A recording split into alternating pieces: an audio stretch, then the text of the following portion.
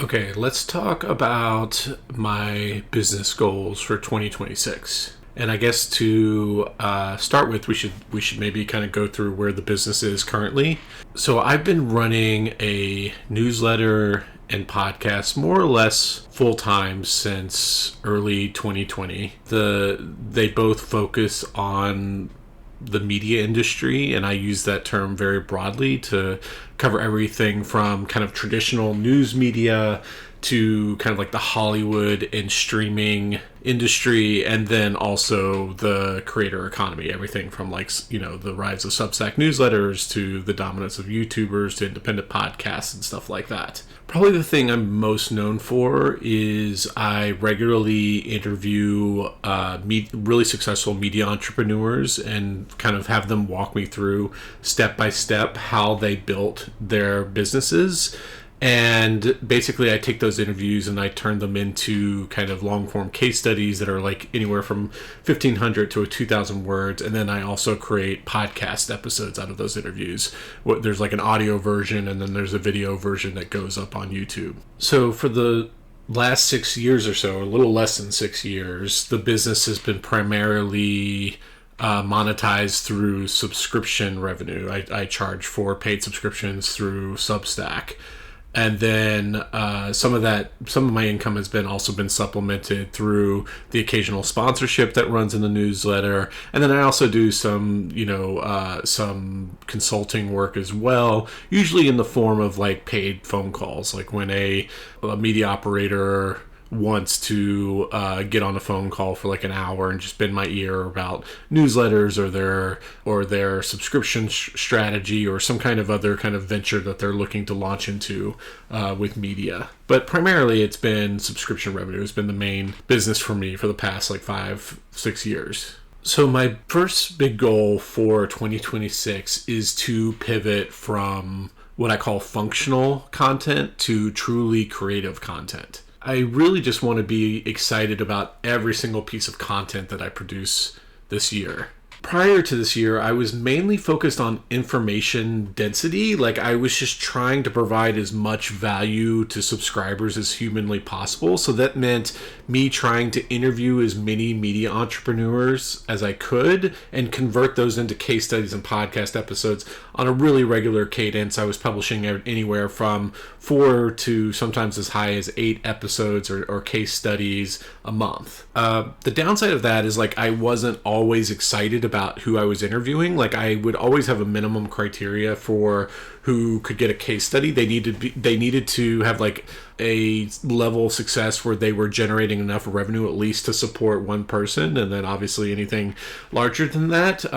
But some of the creators or people that are the media entrepreneurs I interviewed, I wasn't it was cool that they built what they built, and I found what they did interesting, but by kind of keeping my criteria that low, it kind of prevented me from actively going out and getting like some like really successful media entrepreneurs, really successful creators, people who I really admire a lot and would really want to talk to, because I was more focused on people who were landing in my inbox to pitch me on coming on the podcast. And so I prioritized over those people over going out and trying to get the larger creators who might not be as actively looking for, press coverage. So as a result, I published a lot of case studies that were just kind of like functional and straightforward and to the point. Like I think they delivered valuable information to my subscribers, but there was no like art to it. Like I was just trying to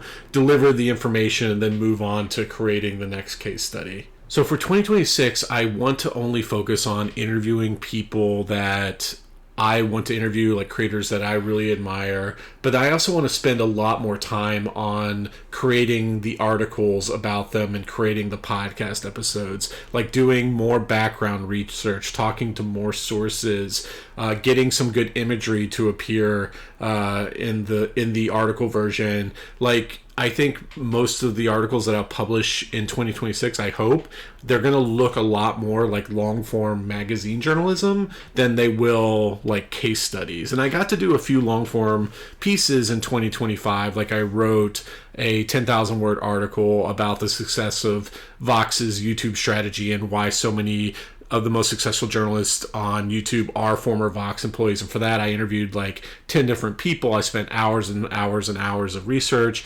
I did a big long form piece about Medium and basically how its new CEO righted the ship and brought it to profitability. And then I also did like a 9,000 word piece that was like a profile of Nicholas Carlson, who's the founder of Business Insider. And he's now gone off to launch his own video startup. So like I really enjoyed doing that work, but that was a small part of what I did in 2025, whereas in 2026 I want to be doing a lot more of that kind of stuff. So because I'm going to be taking more time on each individual piece, my content output is going to decrease in 2026. I did a count, and I think I did something like somewhere between 36 and 40 case studies / podcast episodes in 2025.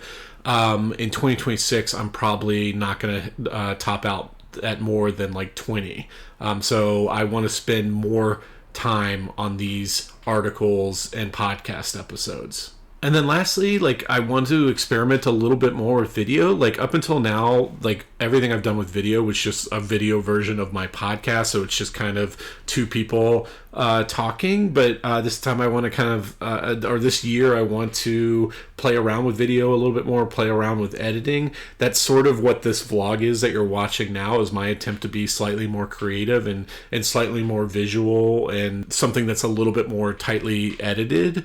I don't think I'm ever going to be a great video creator simply because I just don't have the time or passion for video. Like you're never going to see me geeking out over cameras or editing techniques and getting like, really into the weeds with like CapCut or I don't know, Premiere, like these different kinds of editing softwares and stuff like that. But that being said, I think I could up my production level a decent amount compared to what I've been doing before, and I'm really looking forward to just playing around with that. Maybe getting some kind of camera that can attach to my body, kind of like a GoPro type camera, and doing more kind of vlog style POV type of video creation. So I don't really know what's going to come of this, but I've basically blocked out time each week, usually my Fridays, to work on some of this more creative video content. So I'm super excited about that in 2026. My second big goal for 2026 is to find someone who can sell sponsorships in the newsletter and possibly podcast for me. So as I mentioned before, I have sold ads in the newsletter, but it's always been 100% inbound, like people landing in my inbox saying, hey, what are the rates to sponsor your newsletter? And even when I have gotten sponsors, I've always underpriced my services compared to other creators in my niche with similar audiences sizes. And that's just because like I'm just really bad at sales and I lack confidence. And also because I've focused 100% on only inbound sponsorships, the vast majority of my newsletters are unsponsored, because I really think like if you're in B2B media creation, it's primarily an outbound business. There aren't going to be companies that are just like clamoring to sponsor you and reach out to you. You need to go to them and you need to like pitch them on your value proposition and negotiate with them and lock down those sponsorships. And I've never been willing to do outbound. I kind of toyed with the idea of it a few years ago, but I really just realized that it's just not something I want to do. One, I just don't think I'd be good at it. So why spend so much time doing something I'm going to be mediocre at when I can spend most of that time creating content, which I think I'm much better at. But two, it just doesn't make me feel good. That brief amount of time that I was considering doing outbound sales myself, I was just getting like really depressed and just like not looking forward to it at all. And I just realized it just like wouldn't bring me joy. So my philosophy is like, why not go and find a partner who actually enjoys that kind of stuff, who have built sponsorship businesses in the past. And so I want to bring in someone who knows what they're doing And to do that, I'm willing to offer a higher than average commission on it. If you ask most people in the industry, the standard commission is something like 20 to 30% of all sales revenue goes to the person who sold it. I'm willing to offer as much as 50%. And the reason I'm willing to do that is, one, I found that the 20 to 30% isn't that powerful of a motivator unless you're paying some kind of like monthly stipend or retainer, that people are just not going, it's just, they're not going to be able to generate enough revenue to do all the front work unless you're also paying them some kind of retainer in addition to 20 to 30%. So I'm willing to I think that any revenue that's brought in for your sponsorships is going to be basically found money. So I'm willing to pay a higher commission if it's going to give someone the right incentives to be motivated to like go and do that, not only the outbound outreach, but also kind of go through that entire negotiating process of bringing the sponsor in. So I've started to put calls to action out in my newsletter saying, I'm looking for someone with sales experience. I'm willing to give you 50% of the revenue. This is how much revenue I think you could make in a year if we were to eventually sell out all my inventory. And I've gotten a lot of inbound interest from people who read my newsletter who want to help me with sales. I think to start with, I might have a few different people, trying them out and saying, I will give you 50% of whatever you bring in. I think long term, I'd like to, just settle down and work with one partner, someone who can prove themselves. And I think the long-term goal, a year or two from now, that I actually have some kind of business partner, someone who just isn't selling ads, but who can be running the entire business side of my media company, and then I can focus almost 100% on the content, on the creative, on scaling out, what we accomplish from a content perspective. So my third big goal for 2026 is to grow out my data product. Up until relatively recently, the only thing I've really offered paid subscribers is just extra content. I take these case studies, these evergreen case studies, and I put them behind a paywall, and you have to pay anywhere from $100 to $200 a year to access that archive of case studies.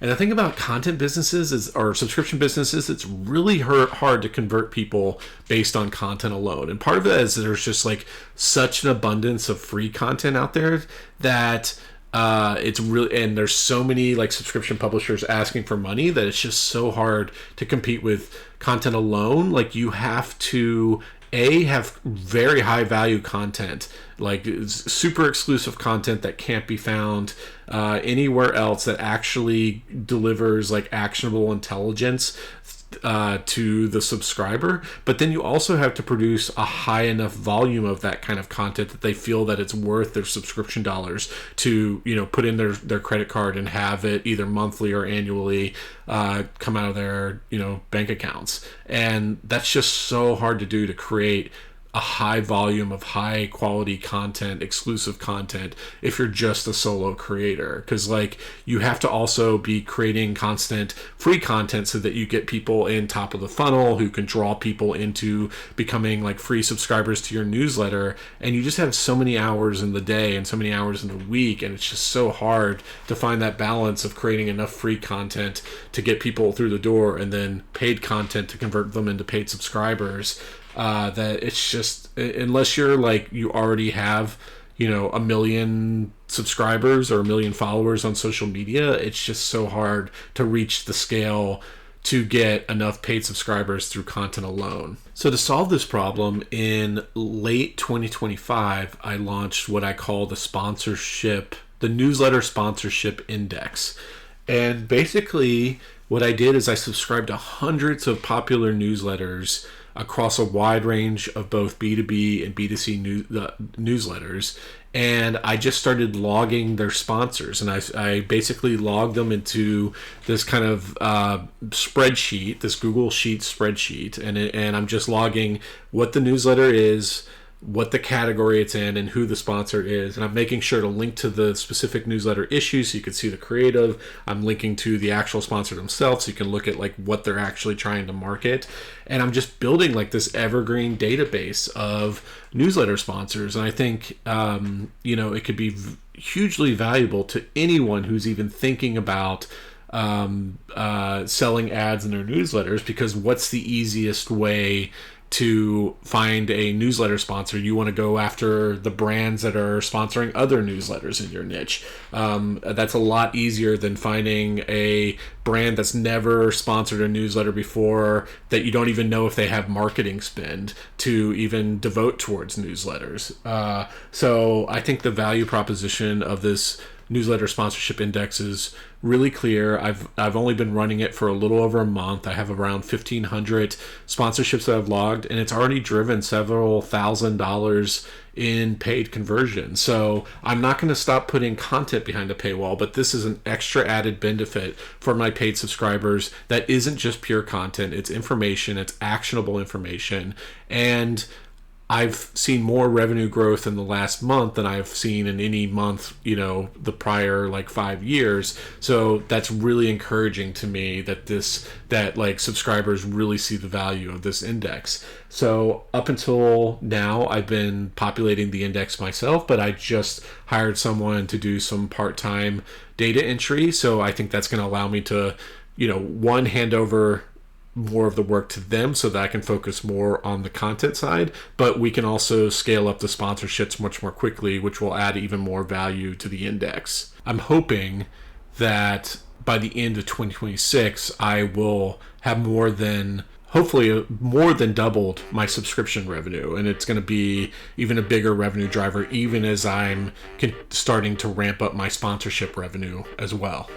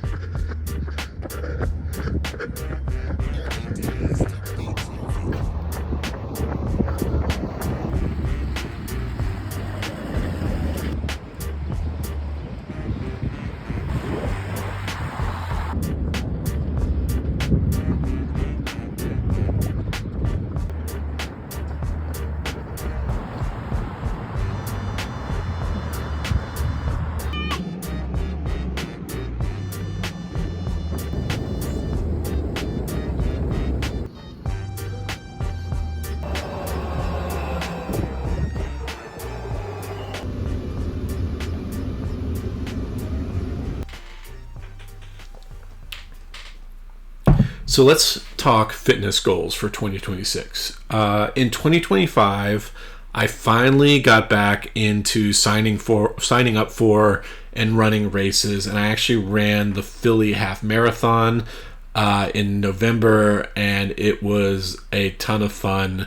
I've already signed up for next year's Philly Half Marathon, and we've already booked the hotel, so I'm definitely going to be running that race again. I used to run 5Ks, 10Ks, 10 milers, and half marathons more often. I even did a few triathlons, I did a few sprint triathlons and at least one Olympic length triathlon. But I have this gastrointestinal disease called Crohn's disease, and I eventually stopped signing up for races is because it started creating so much anxiety for me, like especially in the weeks leading up to a race. Like most races start at like 7 or 8 in the morning, and that's usually when, if you have Crohn's disease, when your gastrointestinal system is like least predictable. And I would just get so much anxiety about running these races that I finally just gave up on them and stopped signing up for them. But a year or two ago, I got on this new medication that has just been really effective and has pretty much put me almost in complete remission. I wouldn't say that I'm back like 100% normal to when I got Crohn's, because there's been a decent amount of damage to my gastrointestinal system that's probably going to be permanent.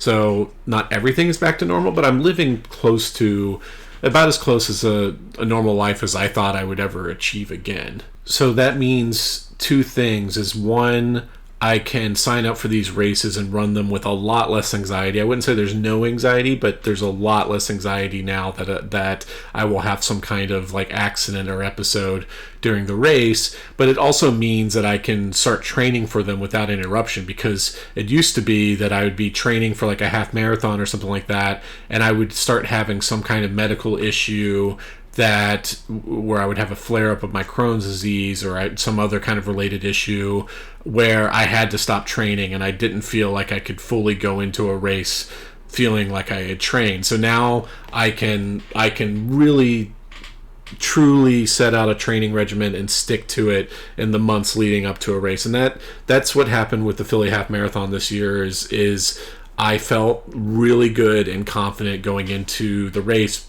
primarily because I got up to being able to run 13.1 miles in a single practice run in the weeks leading up to it. So that gave me a lot of confidence that I could run the race without stopping. Now, in all my years of running races as an adult, I probably started up sometime in 2016 or so. I've never run a race to be fast, or I've never been truly proud of any time that I ever got into a race, that I ever got in a race. And mostly that's because when my Crohn's was not under control, again, I wasn't able to properly train, so I didn't feel like I was in the best of shape as I was heading into the race itself. So my goal was always not to run fast, but just to run the entire thing. I always thought a failure for me is if I had to stop and start walking. So my goal with every race was just to finish the race, but then to also actually run the whole thing. And I mostly succeeded. There was a half marathon, or two where I did do some walking, which, I was not proud of, but for the most part, I achieved that goal. And I achieved that goal this year with the Philly Half Marathon, as I ran the entire race. I didn't stop to walk. I brought my own I was carrying my own water bottle, so I didn't even stop at any of the water stations. But despite feeling like I was pretty good shape for this half marathon, I did not run a fast half marathon. I ran it in 2 hours and 30 minutes, which is not very fast at all. That's something like a 11 minute 30 second mile, which is a pretty slow pace. And that had little to do with how good of shape I was in, but really about my body weight. So the thing to know about Crohn's disease is that your body, when it's out of control, your body is just constantly starved for nutrients. I was getting anemic. I was having to do iron infusions. I was having to get supplements, and it's just because your body just can't absorb nutrients as it's going through your gastrointestinal tract. And because of that, your metabolism slows way down, because what is your body doing? Your body thinks you're starving, so it wants to basically absorb every calorie that it can, because it doesn't know if it's going to have enough energy storage. The problem is that a lot of people with Crohn's, when they do finally get on a drug that puts them in remission, they very rapidly gain weight, because it's not like your metabolism resets and starts speeding up. In fact, it slows down even further, because Crohn's disease is an autoimmune disease, which means you are having a lot of inflammation. And when you have a lot of inflammation, your body is burning calories at a far greater rate. So when you go into remission, you have that slow metabolism, but then also the inflammation goes down, and your body is no longer having to work so hard to maintain its energy energy storage, and so you just start racking up weight very quickly. And so now I've gotten up to about 260 pounds, despite the fact that I am exercising constantly. Like, I am running and lifting weights like at least 8 hours a week. I don't own a car. I walk everywhere, so I get easily an average of like 14 to 15,000 steps per day. And then I eat relatively well. Like, in a future video, I'll walk you through my eating, but mainly from like from Sunday, the time I wake up on Sunday to around 4 p.m. on Friday, I'm eating like a pretty strict diet where I'm almost eating no carbs whatsoever. I'm sticking mainly to protein and fruits and vegetables. And despite that, I've just put on a lot of weight. And if you think about it, like, imagine a runner who weighs 150 pounds and can run like a really respectable 7-minute mile. Now, let's take that runner and put a weight vest on him that weighs 110 pounds. That runner is going to run significantly slower. You just added 60% of weight on top of his total body weight on top of him. And most scientific estimates are that for every pound of weight you put on, that's about 2 seconds lost in speed per mile. And so if you take that 110 pounds and put it on a 150 pound runner who can run 7 minutes, based on like back of the envelope, calculations, that runner's suddenly going to be running a 10-minute and 30-second mile, which is really slow. So long story short, for 2026, by the time I get to the Philly half marathon, I want to run a sub 2 hour half marathon. And to do that, I don't think I necessarily have to get in better cardiovascular and running shape. Like, my training regimen, it's going to be a little bit different in 2026, but it's not going to be that much different. I think the biggest difference that I need to accomplish in 2026 is just losing a lot of this weight and getting it down so that I have less gravitational drag as I'm running the race. So I would love to lose anywhere from 30 to 40 pounds or even more in 2026. How am I going to do that? It's going to be hard. Like, I have some ideas for some further dieting stuff that I can do. Mainly it's going to involve drinking a lot less alcohol on the weekends. I think I could save anywhere from 1,500 to 2,000 calories a week just based on that. But my suspicion is that's not going to be enough. My metabolism is too slow. It's too hard for me to get into a calorie deficit. So in 2026, sometime maybe in the spring, I'm probably going to have to go on some kind of GLP-1 drug. I'm really excited that Wegovy just had its pill version approved by the FDA. They're saying it's going to cost as little as $150 out of pocket. I'm not morbidly obese, so I've never wanted to do the kind of injection, the self-injection version of a GLP-1. So I'm perfectly fine with doing the pill form, even if it has a slightly less efficacy than the injection form. So either way, big goal for me is just to lose some weight, specifically lose some body fat. On my last DEXA scan, I think I was at 32% body fat. My hope is to get down to at least 20% in time for the Philly Half Marathon in November. You'll also notice that, I'm really into weightlifting. I've been into weightlifting for years, but I don't really have any major weightlifting goals in 2026. I just want to basically maintain the muscle that I have currently, with, especially if I start to lose fat, to not lose too much muscle. In my early years of weightlifting, I had a ton of gains. I gained a ton of muscle. I was able to significantly increase how much weight I could lift. But I've gotten to the point where I've started to kind of plateau. And I am making some incremental gains, but they're very small, and I'm completely fine with that. Like, I really just don't feel like I need more lean body mass. I actually might slightly decrease the amount of protein that I'm eating. I still consume a ton of protein, but I was getting a little bit ridiculous in how much I was consuming in 2026. So I'm probably going to be or 2025. So I'll probably be dialing that back somewhat. But yeah, those are my main goals. Is I just want to keep running. I want to run faster. I want to run more miles this year. This is the first year that I actually properly got a lot of winter running gear, so I'm running in the cold. So I had a ton of fun in 2025 running the Philly Half Marathon, and I'm hoping not only will I have a lot of fun in 2026 running it, but that I can run it a lot faster.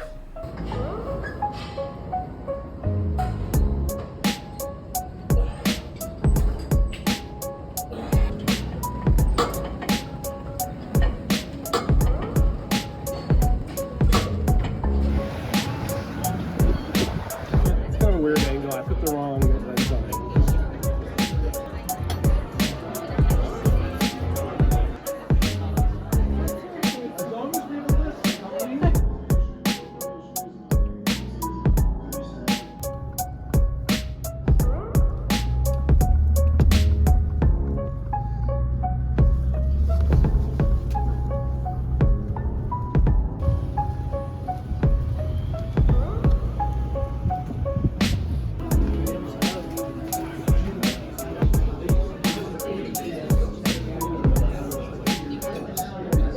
So that's mirrors.